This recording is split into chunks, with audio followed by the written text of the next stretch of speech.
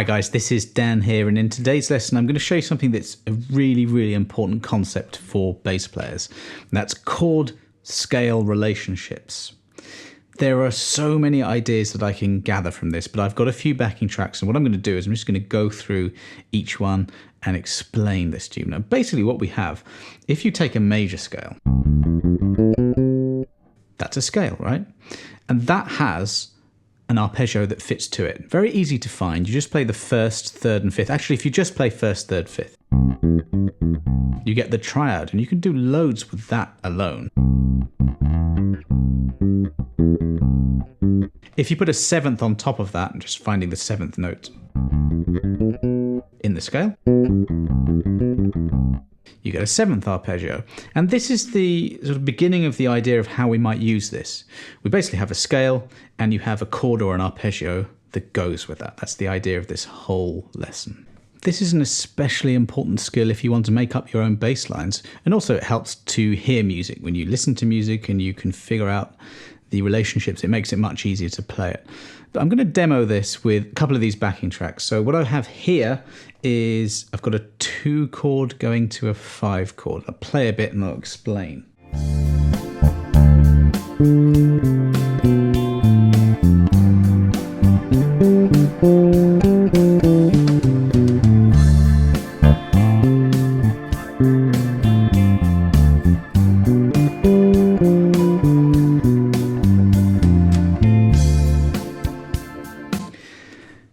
Two, 5. So what I'm doing here is in the key of C. You've got C major. I've done a lot of videos recently where I talk about this. You get C major, and then you get the arpeggios and the chords that come from this. And this is what this lesson is all about. If you take C major, there's an arpeggio that comes from that. But if you move to D, and play from D to D using the notes of C major, there are no sharps, no flats, you get a mode, and that's what this is really all about. You get modes and an arpeggio that has as well. So D to D is Dorian, and the arpeggio is minor 7th. Go to E, do exactly the same thing, you get E Phrygian, and that's got a minor 7th arpeggio. F to F, F Lydian. F major 7 that has. Exactly the same as the 1 chord. Then G, we've got this Mixolydian mode built on the 5th. The word mode and scale are interchangeable. So this scale, if you play, 1, 3, 5, 7 from that, you get an arpeggio. You can even play chords based on this idea. Let's carry on. The 6 is A to A, and that's A natural minor, otherwise called A Aeolian. It's got an A minor 7. Then we get B Locrian. That's got B minor 7, flat 5, or a half diminished. Okay, arpeggio. And now what you do with this information, there's so many things you can do. So with the backing track I was playing there, I was going from a 2 to a 5. So that's your D minor, D Dorian, to G Mixolydian, G7. So just walking up a D Dorian.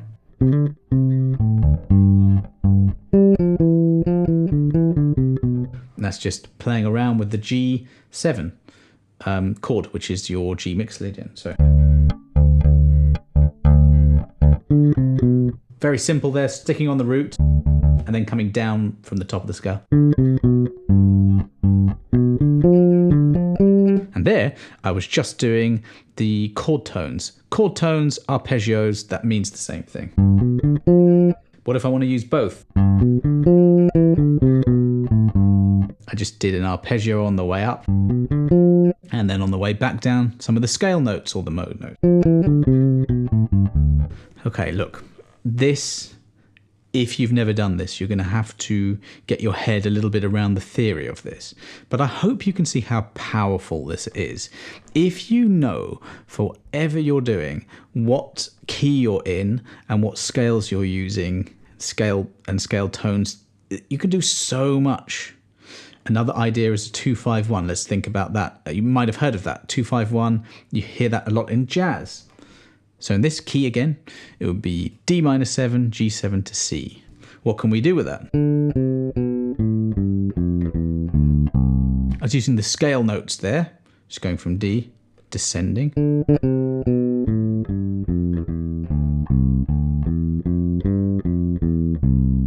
What about the chord tones?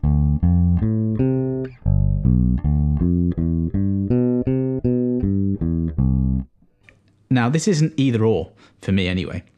You use whatever comes to mind. So if you learn both of these things, but you know the relationship between the chord and the scale, you can do whatever you like. Now, obviously, we don't really play chords, but you can do that. So let's have a little think about that.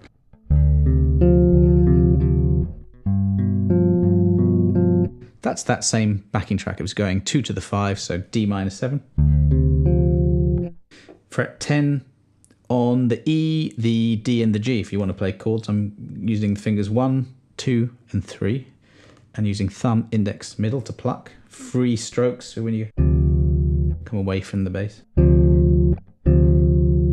Keep your third finger there. Put your first finger on the 9th fret, the D, and the G on the second finger on the G, that's the root.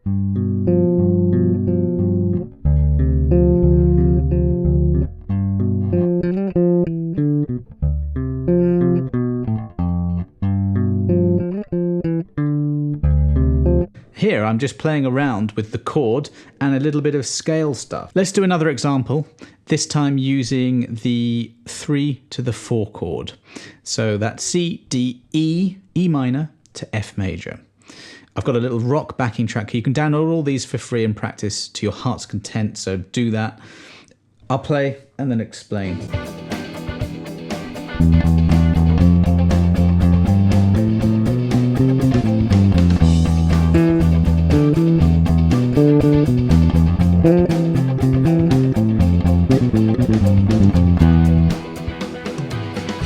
That was just E minor to F major. Dead giveaway. If you've got a minor chord going a semitone or half step up to a major chord, that's a real dead giveaway that it's the 3 to the 4 in a major key. It doesn't happen anywhere else in the series of chords, okay? So we've got E minor 7. Just get rid of the 7, just do an E minor arpeggio. Then F major arpeggio. If you want the 7th in there, it's F major 7th. So those are your notes you can play around with that are the chord tones or the arpeggios. But what about if you want to create something melodic? Over the 3 chord, over that you've got a Phrygian mode. It's just E to E in the key of C major. So E, F, G, A, B, C, D, E. Really helps you to learn the notes if you're new to this. Just start on an E. You know it's E, F, G, A, B, C, D, E. Make sure you shout those notes out as you go, and you'll be learning that as well. Then F to F is F Lydian. I don't think it's really that important to know the names and be obsessed with that, but it is important to know, oh, over this, you've got these notes that fit.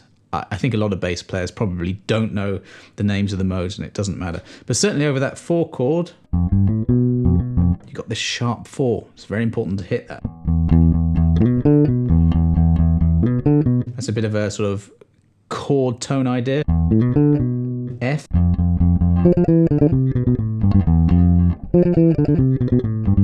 I'm just going down, descending a Lydian mode from F.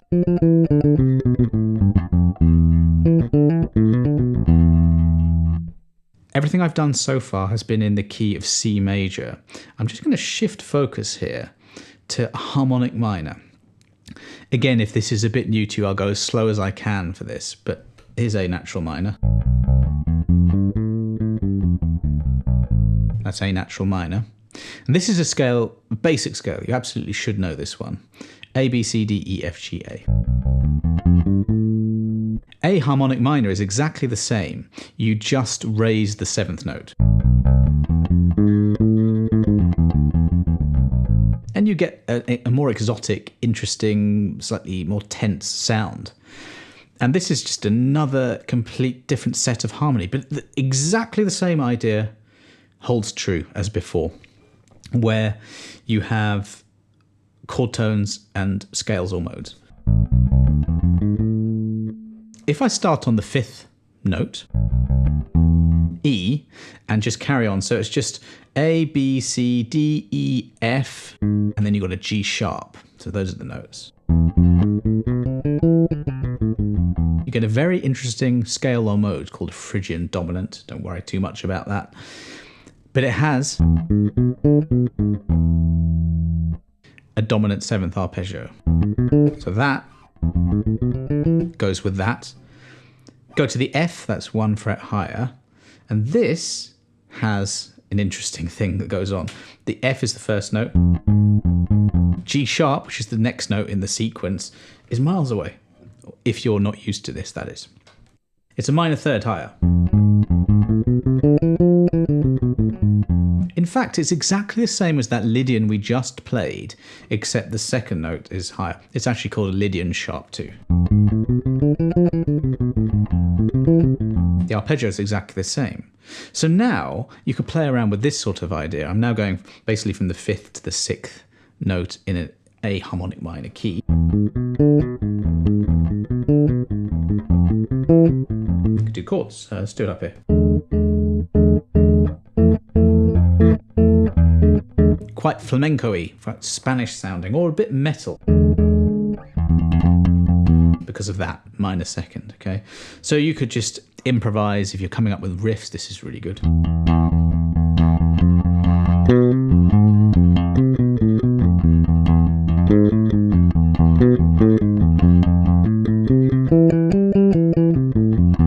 There, that was very clear. Just a major 7th arpeggio. And the point of this, just to reiterate it, is that you have 2 bits of information that you need to know. The chord tones or the arpeggio and whatever scale notes fit. And it doesn't matter if I'm talking about harmonic minor or major, it just is the case that you will get a scale that goes with a chord. And as a bass player, the more that you know about that, the better. So if you're interested in this kind of thing, here's how I would recommend going about it. Start off with just a major scale. Be able to, this is without any books or, anyone telling you to do this, be able to find the 1st, the 3rd, the 5th, and the 7th notes. There you go. You've already got a scale that goes with an arpeggio. Just get used to that. Know that a major scale is related to a minor scale, so it's A minor. Do the same thing, A to A, and extract your chord tone from that, okay? Just that. And then you can fill in the gaps with the other 5 modes that you get within a major key. And that will actually cover an incredible amount of music. And then you would probably, after that, once you've got your head around what that means, you can then move to your harmonic minor. And then melodic minor has the same situation going on. If you get into stuff like jazz and you get really, really into it, it goes beyond just those 3 keys. You can have, for example, you can have a... That's a whole tone scale. It doesn't really come from anywhere. And that's got an augmented triad. That's way beyond what I want to do in this lesson. But just to prove a point that, again, we've got another scale that goes with an arpeggio. I'm going to give you one last backing track to practice to. Now, this is just an F to a G, and that's a 4 to a 5 in the key of C. So we're back to the key of C major, okay? So it's a major to a major. It's just arpeggios there. And a 4 to a 5 in a major key is basically Lydian to Mixolydian. F Lydian, G Mixolydian. Let's see what that sounds like.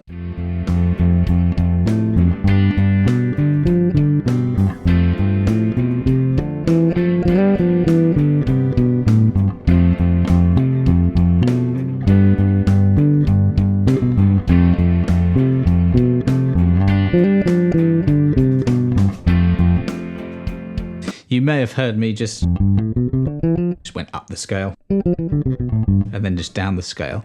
Feel free to practice like that, where you're not really creating anything musical from it. You're just figuring out what works, okay? And then you can really, the trick for all of this is to just make things really simple, stick to a groove. I think it was rock, so.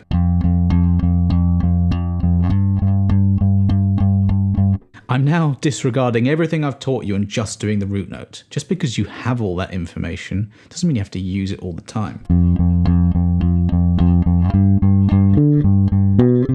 Now that was nice.